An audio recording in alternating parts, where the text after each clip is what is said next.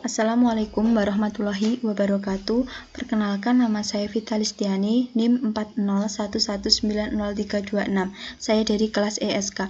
Di sini saya akan menjelaskan dan menyampaikan proposal skripsi guna memenuhi tugas UAS metodologi penelitian semester 5. Kali ini saya akan mengambil judul tinjauan hukum jual beli sapi perah dalam keadaan hamil. Studi kasus berada di Desa Wagir Kidul, Kecamatan Pulung, Kabupaten Ponorogo. Untuk pendahuluan dari proposal skripsi ini terdapat beberapa hal. Yang pertama ada latar belakang masalah.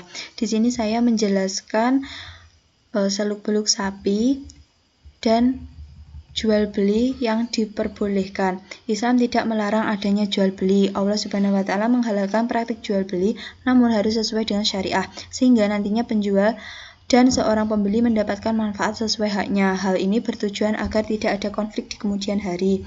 Yang kedua ada rumusan masalah. Rumusan masalah di sini saya melampirkan dua rumusan masalah. Yang pertama ada faktor apa saja yang mendorong masyarakat melakukan jual beli sapi perah hamil. Yang kedua, bagaimana pandangan Islam terkait jual beli sapi perah hamil. Tujuan penelitian ini yang pertama untuk menganalisis faktor yang menjadi pendorong masyarakat melakukan jual beli sapi dalam keadaan hamil. Yang kedua, untuk menganalisis pandangan Islam terkait jual beli sapi yang dalam keadaan hamil. Untuk manfaatnya secara teoritis, penelitian ini mampu memberikan manfaat secara ilmiah guna untuk menambah pengetahuan dan pengembangan usaha sapi perah. Yang kedua ada secara terapan.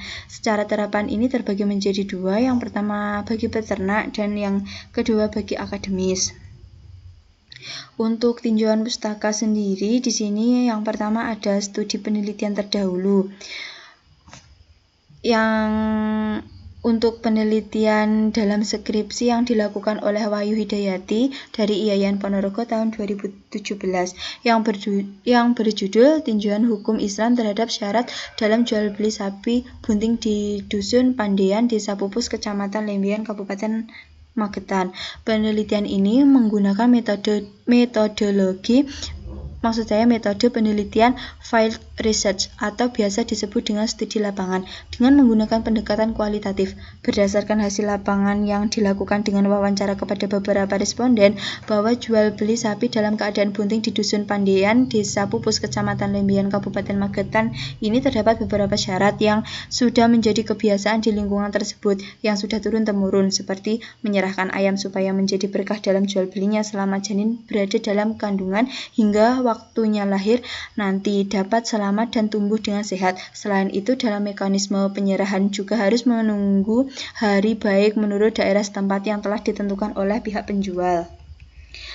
Yang kedua ada kajian teori. Kajian teori di sini menjelaskan pengertian jual beli, landasan hukum jual beli, dan rukun dan syarat jual beli dalam Islam, serta macam-macam jual beli, dan yang terakhir ada perselisihan dalam jual beli.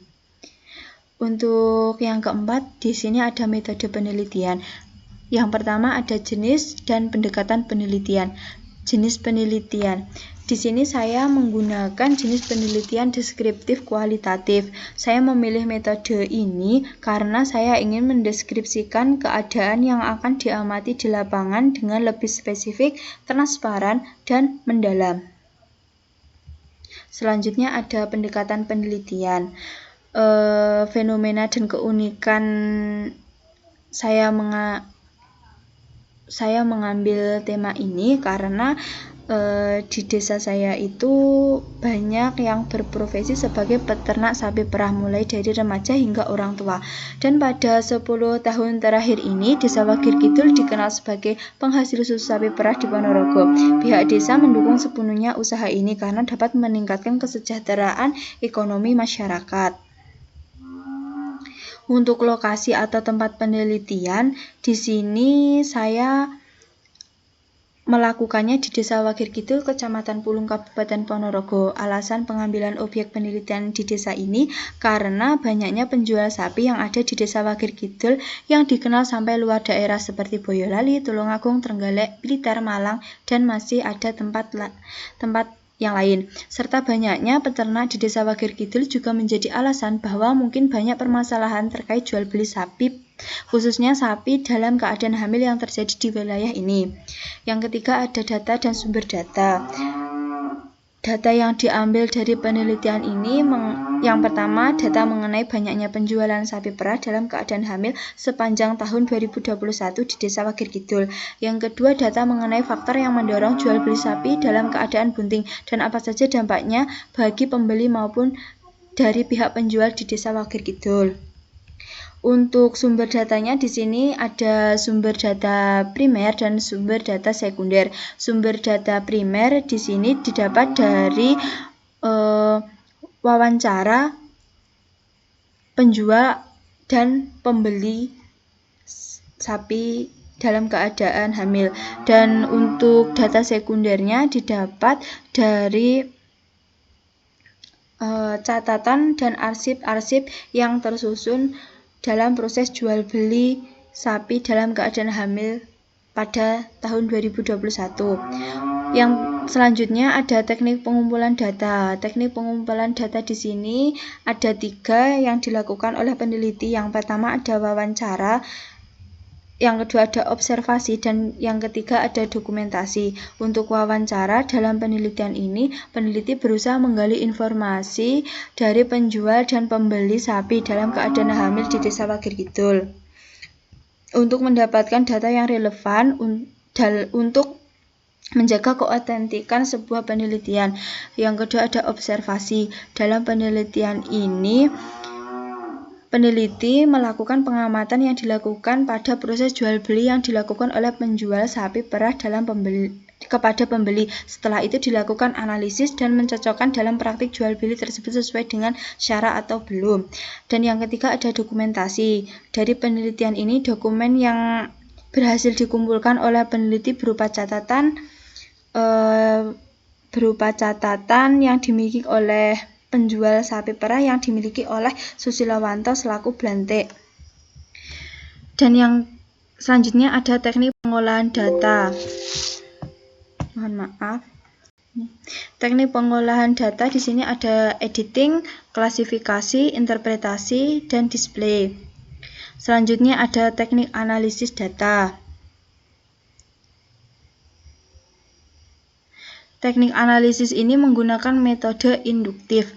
Dan selanjutnya ada teknik pengecekan keabsahan data.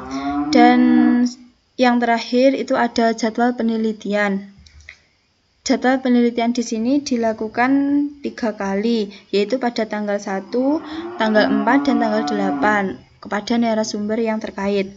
Selanjutnya ada sistematika pembahasan. Di sini terbagi menjadi 5 bab, dan di dalam bab itu terdapat subbab-subbab. Di sini ada bab 1 pendahuluan yang berisi dengan latar belakang, rumusan masalah, dan tujuan serta manfaat.